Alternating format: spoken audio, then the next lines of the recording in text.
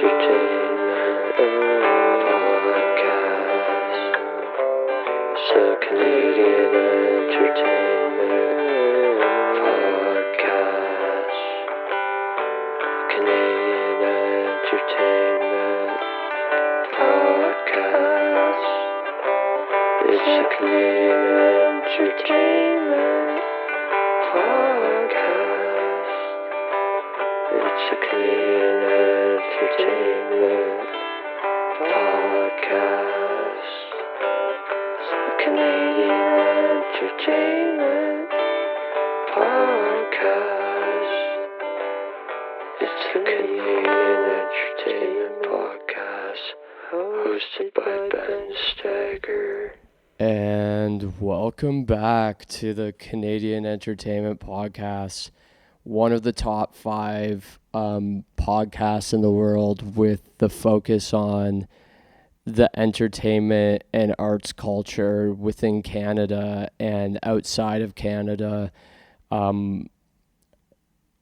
When Canada entertainment comes up in the outside of Canada overall conversation. Things may look a little different to the visual watchers and listeners right now. I have gone full cozy mode this episode.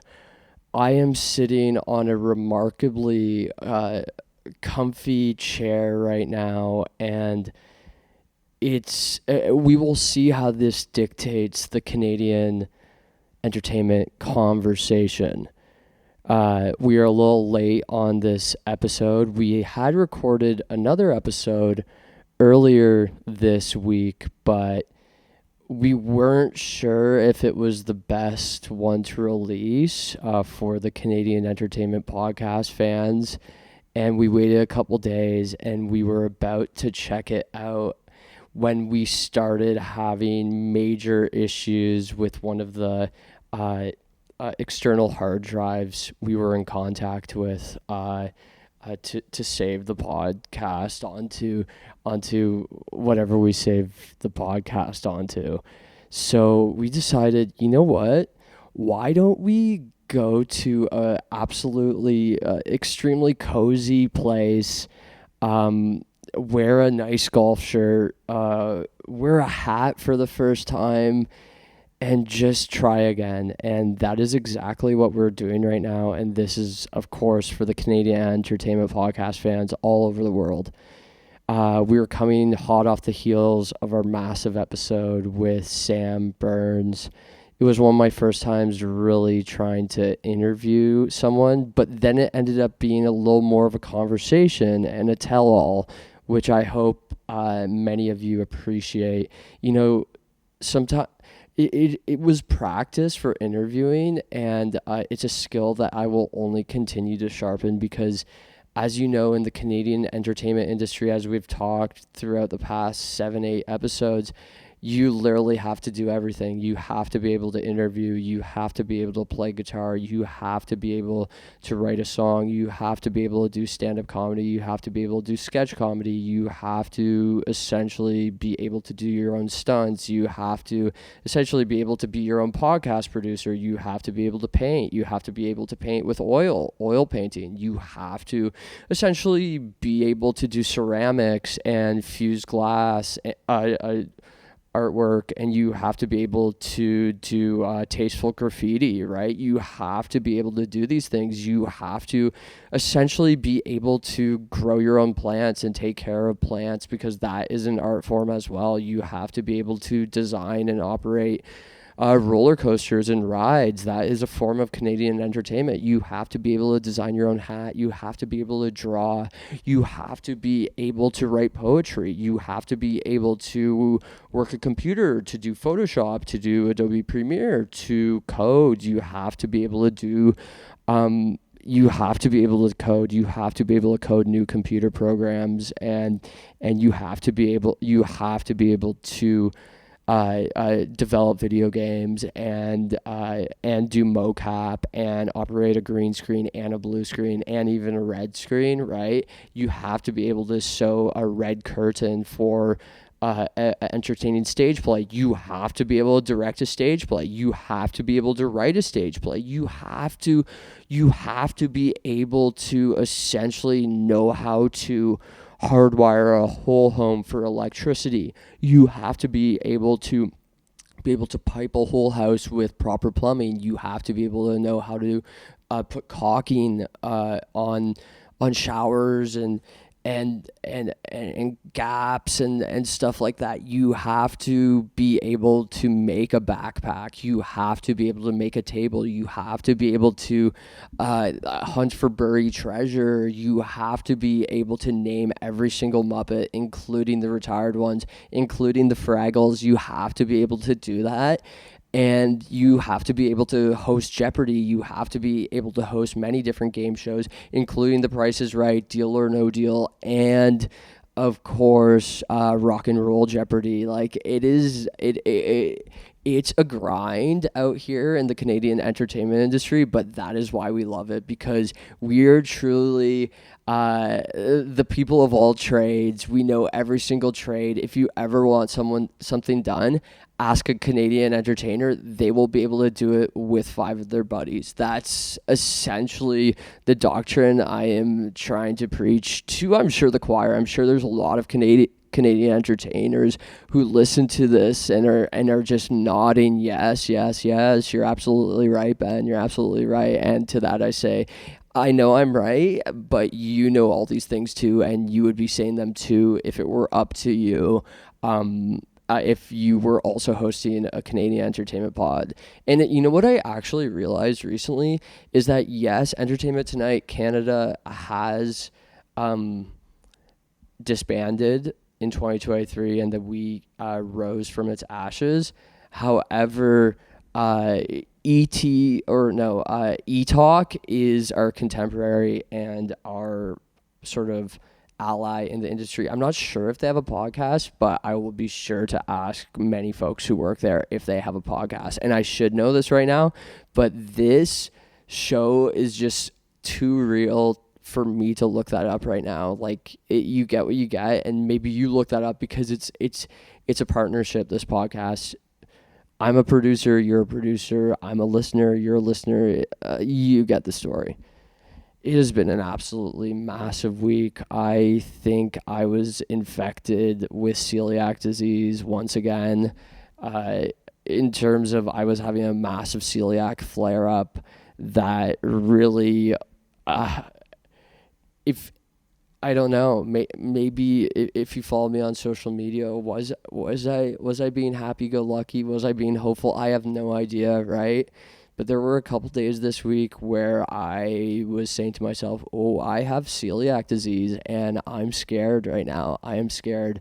And I actually was kind of scared, but feeling a lot better today. And maybe a reason why I am feeling so much better is because yesterday I had the opportunity to go to one of the pillars of entertainment in Canada, maybe the Canadian entertainment marketplace, the pinnacle, the center of Canadian entertainment. I went to Canada's Wonderland, and it blew my expectations into the water and across all the Great Lakes and seas and oceans, and even to some of the water that has been found on Mars. It went all the way there. My expectations were blown in many massive ways.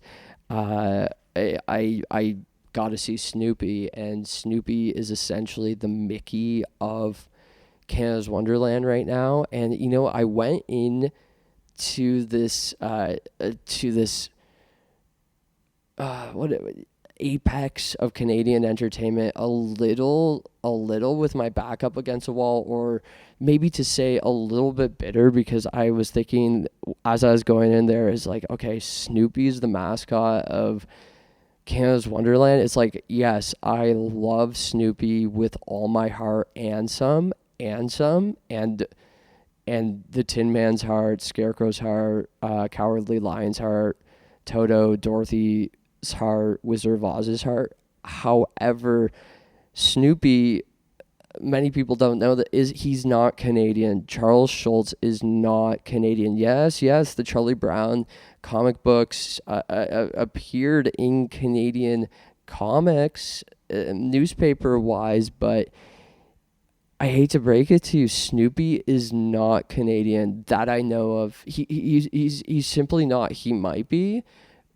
He might have been adopted from, say, Manitoba or something, but they certainly didn't advertise that in the Charlie Brown saga. So if anyone from Charlie Brown is listening to this and wants to reach out and tell me whether or not Snoopy was adopted from Manitoba, Prince Edward Island, Newfoundland, Nunavut,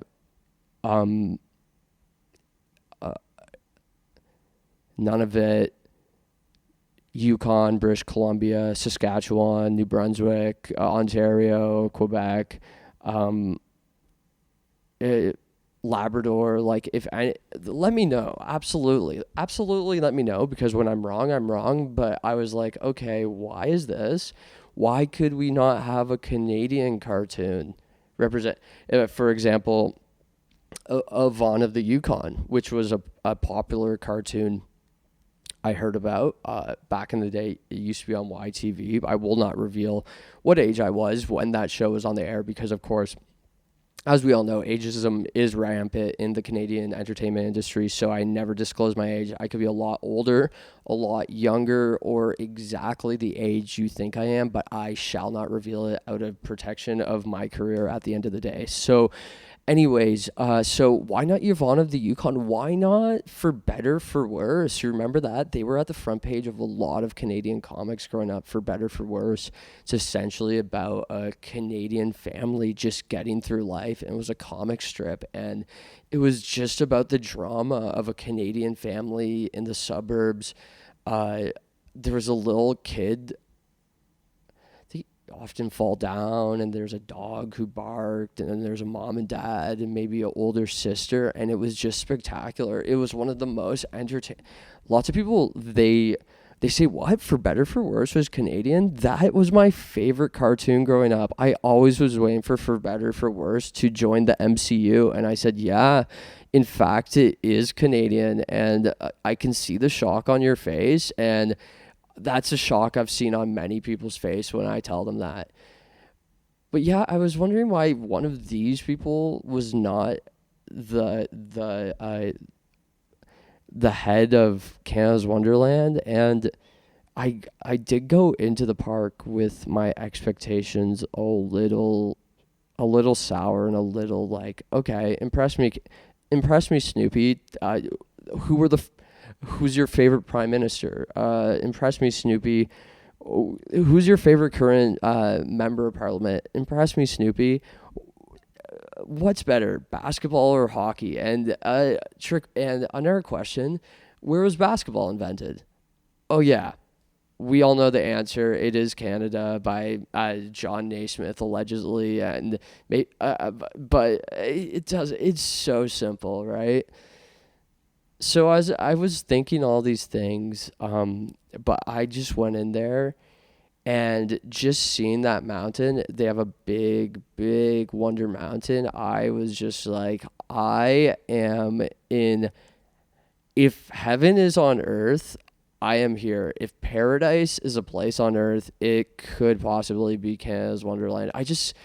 Everyone was there for entertainment, right? A roller coaster is a deep, traditional form of entertainment, and it just felt so good. And the thing was like, a lot of people are ride warriors in terms of Canadian entertainment. In terms of Canada's Wonderland, I am a show warrior. I made sure that we saw the canine show, and the canines, they are treated well. They say that off the top and everything. So happy. And we got to see a Canadian beatboxer open up the show. And we got to see kind of an illusion. We got to see a Canadian magician. She laid on a bed of swords, and 2 swords were removed, and she was kind of floating on a sword. You've never seen anything like that. And in addition to that, we were invited to join a Peanuts block party. Now, the Peanuts, of course, we are talking Snoopy because he has his own land, Plant Snoopy. But Charlie Brown was there. Lucy was there too, and she made it quite vocal at the party. She said she didn't want to dance and stuff as they were, but she did it anyway. She was an absolute pro, and Linus was there too. And I literally found out at the Peanuts block party, and I think they're still doing it every day for the rest of the summer. I found out that Linus and Lucy are brother and sister, and that just absolutely blew me away. Linus and Lucy, brother and sister? Are you freaking kidding me? What? I said. And all this to say, it's a family run thing. Whether I'm not gonna judge, because the thing is, like, maybe Snoopy lives in Canada now. Maybe Charlie Brown. Well, they do. They live at Canada's Wonderland, and God bless you guys. I'm not gonna be so. I know a lot of Canadians, they go to the States, so why is it any different than the Peanuts would come to Canada, and they would come to Canada's Wonderland and put in an honest day's work every single day of the summer up until Halloween haunt. There's a massive Halloween festival at Canada's Wonderland that it rivals anything Jack Skellington has ever done. I'm sorry, Jack. I'm sorry. It's just my bias, my Ontario Canadian bias, but yeah, if they want to put an honest day's work and entertain Canadians, yes. And the existing intellectual property of Peanuts, like, yeah, Canadians love it too. And look, yeah, again, so many Canadians go to America. So I say, I welcome you, Linus, Lucy, Charlie Brown, Snoopy. I welcome you to Canada, to Canada's Wonderland, with open arms. Thank you for being our, quote, Mickey and Minnie. I think you give them a run for their money. I have never seen Mickey and Minnie run a block party like you did at this gazebo. I attended with a couple of friends. Like, they never, Mickey and Minnie, sometimes I have been to Disneyland, and sometimes you have to literally go through a building past security to see Mickey. Snoopy was just out there in the open with Charlie Brown, with Linus, Lucy, dancing, not a care in the world. And I was like, yes, welcome to Canada, guys. We're welcoming you here. Lots of times it goes the other way. Canadians go to America to pursue the arts, but you, Charlie Brown, Lucy, Snoopy, Linus, you've come to Canada. You've made your home in Canada's Wonderland. You have become the mascots of the park, and hats off to you. I'm taking my hat off. Hats off to you, Peanuts. Hats off to you. You guys are awesome. Now you're the maple flavored Peanuts, because there's this thing in Canada, this obsession with maple syrup. Everything is about maple syrup, and I gotta say, hats off to you. Maybe I'll be putting some peanuts in my poutine, and you guys gotta try poutine. I have a number of places I'd suggest to you. McDonald's Canada. I've allegedly heard, not that I've had it a couple times, but I've heard before that it is gluten-free. Don't search it up for yourself. I have heard, I don't know. I've heard this, but I don't know for certain. And it's not something I've done in years, and maybe in some of my more careless celiac years that it could have shaved some time off. I don't know. But I've heard that. So I don't know. Look it up for yourself, Peanuts, but it's possible that there is gluten-free poutine at McDonald's Canada, but I need to look into that a bit more. Once I get a producer, we will look into that a bit more, and we will just yak about that for a long time. But it is it's such a treat for you all to join with me in here in the spirit of Canadian entertainment. And right now, Canada is entertaining at an international level at the Olympics, which take place in France right now. And France is kind of like Quebec in many ways. They speak French, and so does Quebec. And of course, I'm an Ontario guy, but I learned some French during my schooling. Full disclosure, I did go through the Waterloo Regional Catholic School Board, and I did learn some French there. And I gotta say, what a language you guys have.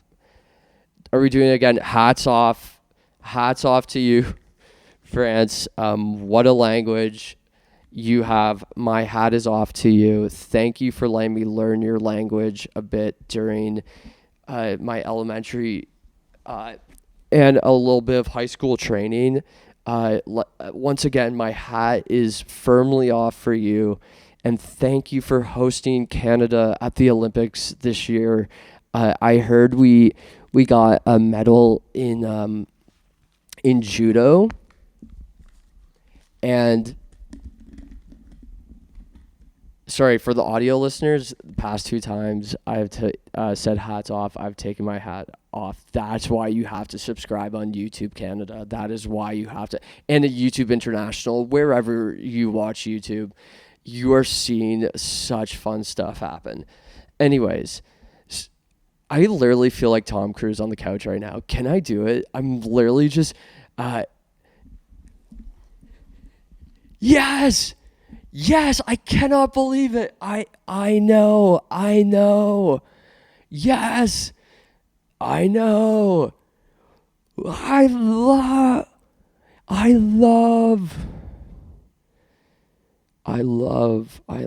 with all my heart. I love with all my heart. Oprah. I love with all my heart, Oprah, is what he said on the couch. And I just had to try to recreate that.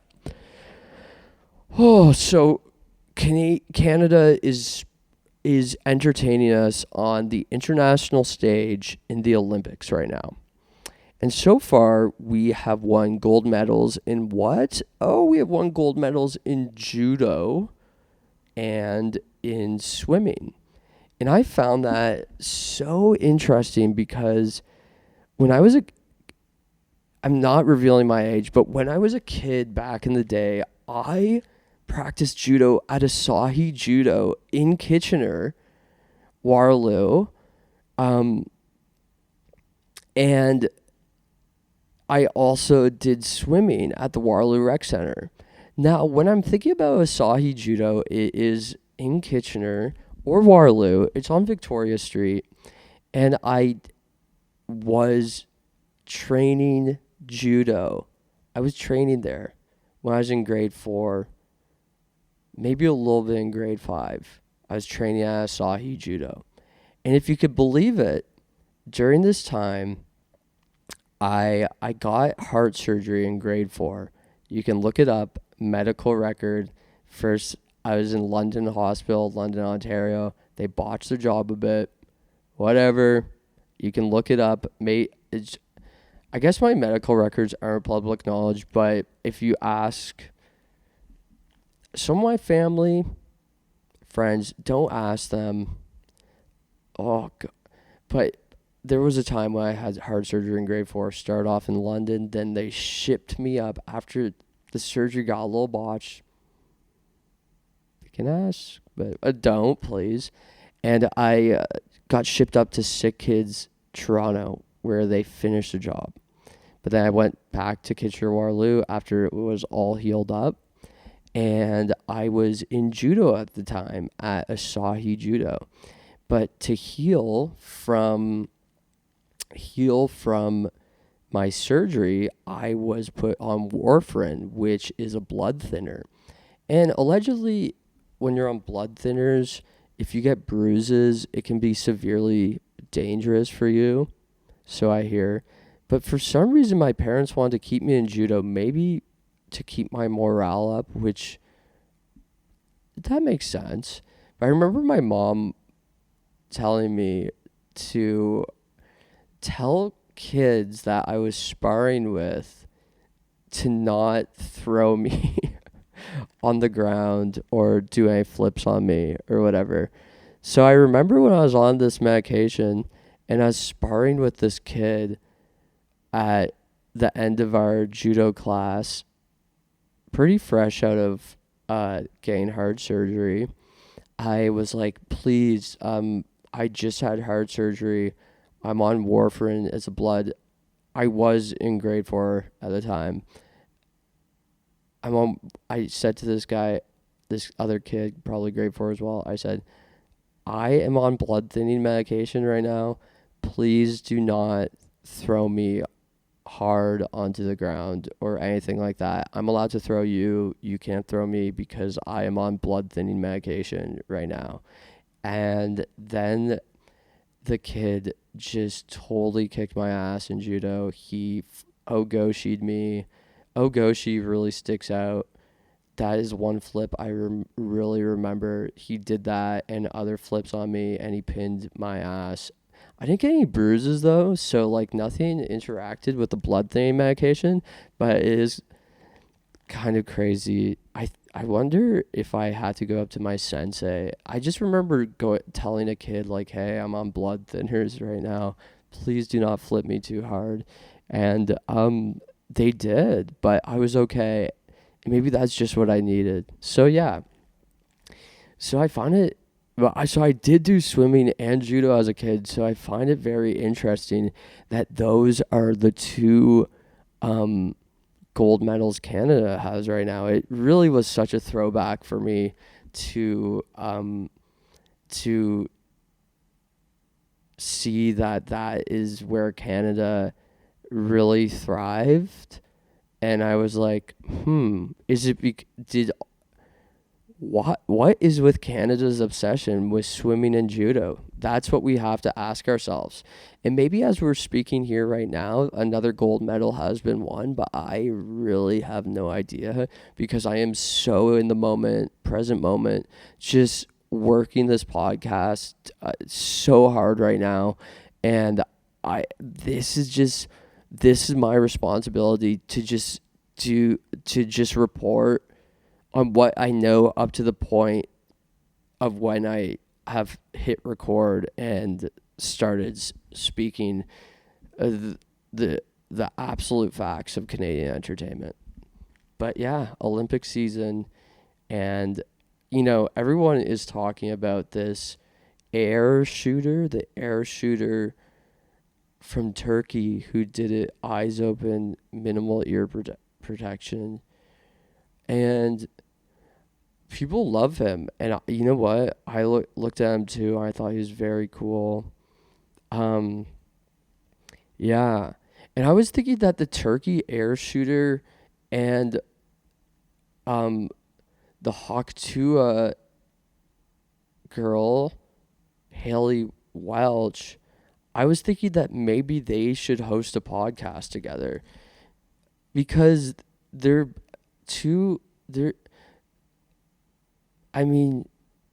Haley's doing her thing as she has been for the past like month and a half or so. This guy's coming up. Like, I would listen to that podcast, the Haktua girl and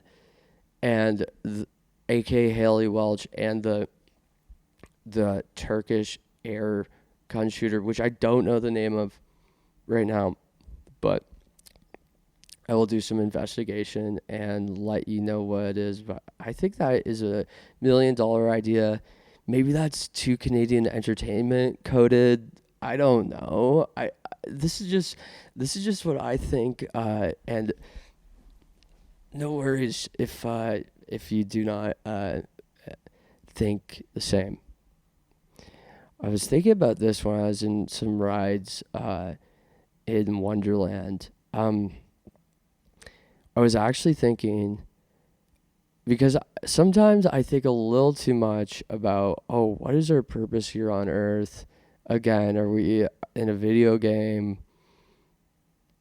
Are angels or aliens, are they angels? Sometimes I think a lot about that. I don't know. Sometimes I just gotta think about my own stuff. But I was thinking recently, I was like, okay, did the 1800s really exist? No, really. Did the 1800s really exist? I cannot name you one person that I know who knew or has met anyone from the 1800s. Not one person I know has ever met anyone who was born in the 1800s. So how do we not know that we were all just born here in the 1900s and 2000s, and all that stuff is just it it's just a story. The 18 I never met anyone from the 1800s. It probably existed, but it existed most likely, but that's literally what I was thinking when I was waiting to go on Yukon Striker yesterday. I It's a Yukon themed roller coaster at Canada's Wonderland. It just reminded me so much of Yukon. Like, I'm sure if I looked at it out of a bird's eye view, it would look identical to a Yukon Gold potato. But okay, so the 1800s probably existed, but the 1700s and 1600s, that's where it gets a little tricky. 1500s for sure didn't exist. 1400s, maybe. 1300s, I know. What happened in the 1300s? Tell me one thing that happened in the 1300s. I cannot tell you anything that happened in the 1300s. 1200s, that's where we go, okay. 1100s, not so much. 1000s, 900s, yes. 800s, really? 700s, you gotta be kidding me. 600s, okay. So there's some centuries I believe for sure existed, and then other ones I'm like, did they? Anyways, I just had to go on that rant. It was my absolute duty to go on that rant and just really tell you how I feel about, the 16, 17, 18, 1900s and all that. I'm sure a lot of those existed, but what if they didn't? But I'm sure they did. But I was literally just in line for Yukon Striker, which is essentially like the Space Mountain of Canada. But so in Disney World and Disneyland, they have this thing called Space Mountain, which essentially is a massive roller coaster that's supposed to replicate what it's like being in space on a space mountain. Well, we have a ride called Yukon Striker, which essentially is supposed to replicate Yukon. Oh, and you know what? I covered something very important while I was at Wonderland. I covered the fact that Bob Dylan played at this thing in Wonderland. He played at this place in Wonderland called like the music something or other. I made it to my short-term memory's not that good, but I was talking about this with people. I should have made a video at the Canadian Mindbuster talking about how Christopher Walken was in the dead zone in there, and he was also in and also one of the Fraggles, which is a Canadian produced Muppet show, that Fraggle Rock. One of the Fraggles went on the Canadian Mindbuster. Oh, do I really have to go back there? Oh, I think I do. Does anyone from the podcast listen to work at Canada's Wonderland? And can you just let me... I just need to ride Mindbuster and just film a TikTok there and an Instagram reel, and maybe I'll upload it to YouTube Shorts as well. Because yes, in this movie, The Dead Zone, Christopher Walken goes on a roller coaster at Canada's Wonderland, and he just says, I literally think he was just like, screw it. If you want to come, just literally come and film me. I've heard about Canada's Wonderland. I've heard about Halloween Haunt and how they used to have the Wayne's World car there, and how Snoopy's running the show now. Stephen King, I don't care what you wrote in the original book. I hear Snoopy is in town. So I'm essentially going to go to Canada's Wonderland. Cameraman can come whether you like it or not, and we'll put it in the movie. And they put it in the freaking movie, of course they did. And I was talking about this with multiple fellow entertainers yesterday. I was saying, oh, Mindbuster, yeah, it's in the movie The Dead Zone, and so did a Fraggle ride this ride. But I literally forgot to make a TikTok or Instagram reel or a YouTube short. And I'm literally just so devastated at this news that I'm literally finding out live right on this podcast for you all. And that's how real this can be right now. This is part podcast, part therapy session. Yeah, I gotta work on my laugh a bit. That didn't sound the best, but it could be better, and that's just the way it is these days. Sometimes I just laugh like that. Other times I don't laugh like that. But yeah, the summer, it's winding down. I always get a little bit sad in August, because it really makes me sad when summer winds down. Of course, winter and fall can be beautiful in their own ways, but there is something about the warm weather and the power of the sun. The sun is a beautiful thing, and you know what? I started biking like Kermit the Frog recently. And the Wicked Witch of the West. I was so inspired by how those two green lovelies of mine. Even though, well, when the Wicked Witch of the West bikes, she's technically Mrs. Gulch, but it's in sepia tones, so you can't tell. She could still potentially be green at the time. But these two green lovelies, the Wicked Witch of the West, Kermit the Frog, really inspired me to say, I am going to go bike, and I'm going to go do it just like the two green lovelies, Kermit the Frog and Wicked Witch of the West. I'm so inspired by them on two wheels. If they can do it, I can do it too. So I've been biking, and I have that Wicked Witch of the West song in my head when I'm biking.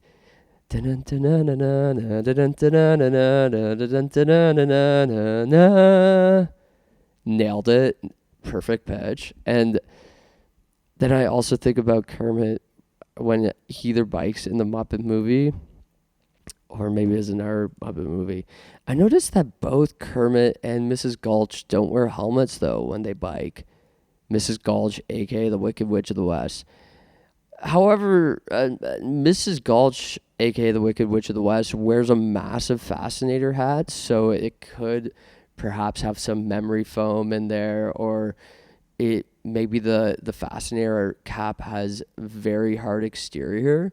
But to me, I was like, okay, but really? I don't know. Yeah, I'm filming this right now, and in my initial podcast I recorded a mere couple days ago when I was feeling really not that well and a little dejected, just I think because of stomach problems, and I don't know what else. I wasn't in full belief in self mode, even though I don't want believe in myself like too much that it's like you don't see anything but the belief in yourself. Maybe that's a good thing. I don't know. No, you want to I don't know. I'm still figuring that out. But in the previous podcast, I decided I'm not going to release because it was just not good. And I have to give you the premium product here, right? And yes, But I was just going over how, yes, okay, as I touched on the top of the podcast, Canadian entertainers, we have to do it all. We've said it all. Manager, woodworker, all need to learn how to weld. All forms of Canadian entertainment. If it's fascinating, it's entertainment. So there's your answer. But one thing is as a performer, sometimes we perform. A way sometimes people in Canada make a living is, in fact, doing voice acting, or even in an onstage act, right? Performing stand-up, storytelling, acting on stage, mastering impersonations and being able to do voices is sometimes key. So I did this in the previous recording of the podcast. If I could say one thing I'd like to work on, I wish I was a bit better at doing impersonations or voices. I know how to do this voice. I know how to be an announcer. Yes, I do. But I have maybe the mic didn't catch that right, but sometimes it sounds really good. But I have a hard time doing impersonations sometimes. But I remember when I was in high school, my friends, they really enjoyed hearing me do 3 impersonations. And those were Gollum, the Wicked Witch of the West. Some call her Miss Gulch, because in Dorothy's other life, we could talk about this all day, she is Miss Gulch, but in Oz, she's the Wicked Witch of the West. And the other one was Arnold Schwarzenegger, which, of course, everyone likes to try to do it. So did I. It was high school. You get it. And this, again, the whole, yes. Okay. So, yeah. So those are 3 impressions that I used to do on command, sometimes for friends. Maybe it was one summer that people would enjoy me doing these impressions, and they, of course, were Gollum / Smeagol from Lord of the Rings, the Wicked Witch of the West / Mrs. Gulch, and finally, yes, you guessed it, Arnold Schwarzenegger. So here we go. If you want to get better at something, sometimes you just have to throw yourself in it, and we're doing no cuts on this podcast, I believe, so I just need to do it. So here we go. Smeagol / Gollum, impression 1, from the vault, from the archives, from my high school days. Here we go. Smeagol / Gollum. My precious, where is that ring, my precious? Where is that precious ring? Where is that precious ring, my precious? Where could it be, my precious? Yeah, okay. A lot to work on that one, and I felt like I'm doing this in a bit of a different space, so I couldn't do that full. But that was still, I should have been able, I felt like if I could really do it, I could really do it at full volume. But I feel a bit like the Cowardly Lion right now, which I shouldn't, but it's one of the greatest stories of all time. Oh, I wish it was Canadian. Oh, but yes, I should be able to do it at a lower tone, but I just felt like there's some room for improvement still. So that was my Smeagol / Gollum impression. Followed by followed by Mrs. Gulch / the Wicked Witch. I prefer the Wicked Witch lines. Yeah, I'm gonna get you, Toto. No, sorry. Wicked Witch of the West. I'm gonna. All right, sorry. I'm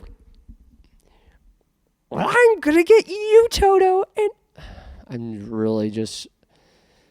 I'm shielding myself because I don't want to go full power right now. But I feel like the only way I can perform the Wicked Witch of the West voice. Sometimes I feel like it's only by going full power. I'm good. Yeah. Oh gosh, this is really a lot. Well, I'm gonna get you and your little dog too. I'm really guarding myself. I'm really not, cause yeah. Well, I'm really. My body's not letting me right now. My body is not letting me do this Wicked Witch of the West impression. I'm really, okay. And your little dog too. Yeah. Oh yeah, I am really guarding myself.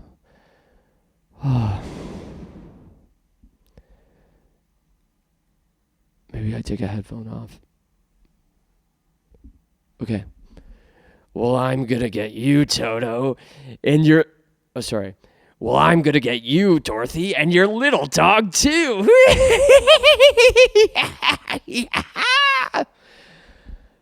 Oh, all right, that was pretty good. I think I finally got that. I'm sorry you had to listen. There's a lot to get there, but I think I nailed it. Or at least nailed it as I would back in the day. I just needed to take a headphone off. Okay, and the final impression I want to perform for you all is Arnold Schwarzenegger. And again, I'm in a different setting right now, so I feel a little bit guarded and timid, which I shouldn't, but I just have to be as real as I can right now. So Arnold Schwarzenegger, get to the chopper. Get to the chopper, Dorothy. Get to the chopper, Dorothy. Frodo, you must get to the chopper too. And where is that ring? Well, I don't know. If I could get them to talk, I could literally have my own cartoon in Canada. Oh, think about that. Wicked Witch of the West, Smeagol, and Arnold Schwarzenegger. My precious. Where did my precious go? The precious went into the... it's so... One thing with voices I've found for myself is like maybe I can know a few words, but then if I want to say something outside of like chopper for Arnold, right, it gets a little difficult. But I feel like the Smeagol I feel like I can really run with that one and not even think too much about it. Where is my precious ring? Where is my precious ring, Frodo? No, seriously, where is my precious ring? The ring I wore for years, and I go invisible when I wear it. I love this ring that allows me to seek the power of invisibility. Sort of like Harry's cloak, but it's not as cumbersome. I have a precious ring. So there's still some endurance that needs to be there, and perhaps a certain amount of living as the Smeagol character to just naturally be able to get into the Smeagol Gollum mindset. But I think there's the potential of that really, really taking off in many ways, and I'm so proud of myself that I pushed through that Wicked Witch of the West impression and just I kind of nailed it for you. The Arnold, I got pretty close, but where is my precious ring? Smeagol is just beautiful. My precious, where is my precious ring right now? I am looking around for my precious ring, Frodo. And Bilbo, you have my precious ring. I feel like it's going to be really good for me. I'm really trying to work on some new stuff, really some relatable cross-country stuff that I'd love to just show the whole country of Canada and the world.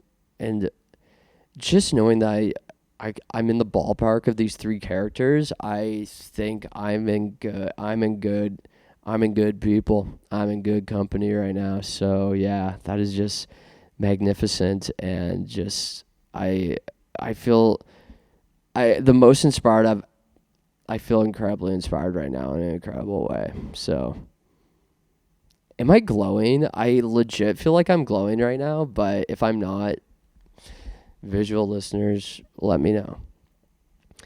But yeah, there's a ton going on in Canadian entertainment, as there literally is every other week. Here's one thing. So, while I was waiting in line for the Bat, which for my international viewers it is a roller coaster at Canada's Wonderland. I kid you not, shaped like, yes, Bruce Wayne's best friend, a bat. And I was waiting in line, and to go up to these roller coasters, they have these like weird spiral staircases, which God knows why, but they're kind of beautiful in a way. And one of my friends said to me, "Oh, we're in Montreal right now because they look like the spiral staircases that go up to Montreal apartments." Montrealers, you're gonna get a kick out of that one because yes, you know it's true. You guys got beautiful spiral staircases, and you know what? I counted the stairs, and I was like, "Oh wow." That stairs has enough stairs to fit every single member of Arcade Fire on it. And then I was like, oh, I could have gone the other way and said Broken Social Scene too. And then I thought to myself, Broken Social Scene, Arcade Fire, two Canadian bands that have an infinite amount of members. Did they ever have beef? Did they ever have a whole beef thing? I would love to know if Arcade Fire and Broken Social Scene had some beef with one another. Maybe someone could enlighten me. I just was wondering that. Yeah, I was wondering that. Anything else going on in the world of Canadian entertainment? Covered the Olympics, covered Wonderland.